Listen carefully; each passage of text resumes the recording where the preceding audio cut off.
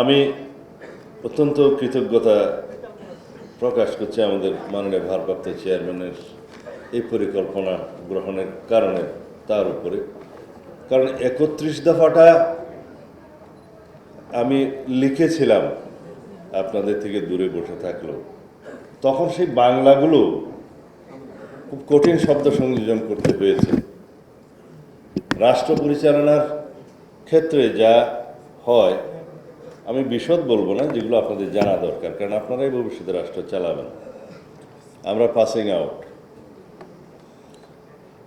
যে কোনো নীতি পলিসি রাষ্ট্রীয়ভাবে ঘোষণা করা হয়, সেই পলিসিটা রাজনৈতিক দল আগে ধারণ করে, চিন্তা করে।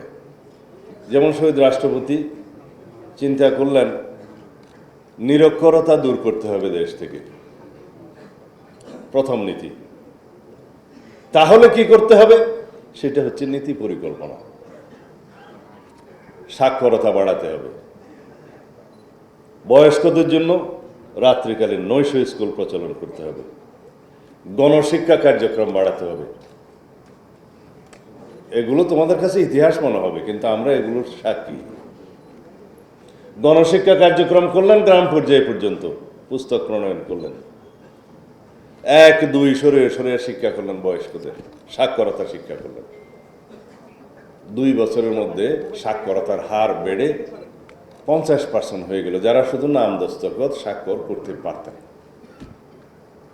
বাংলাদেশে লিটারেসি রেট বলতে তখন বোঝানো হতো যারা স্বাক্ষর করতে পারে, যারা দস্তখত করতে পারে। প্রকৃতপক্ষে এটা শুধু খুশি করার জন্য, শুধুমাত্র সাক্ষরতা থাকলে, অক্ষর জ্ঞান থাকলে, 1-2 চিনতে পারলে যেই পর্যায় পর্যন্ত পৌঁছানো যেত, সেই পর্যায় পর্যন্ত রাষ্ট্রপতি জিয়াউর রহমান 2 বছরের মধ্যে পরিকল্পনা করেছেন।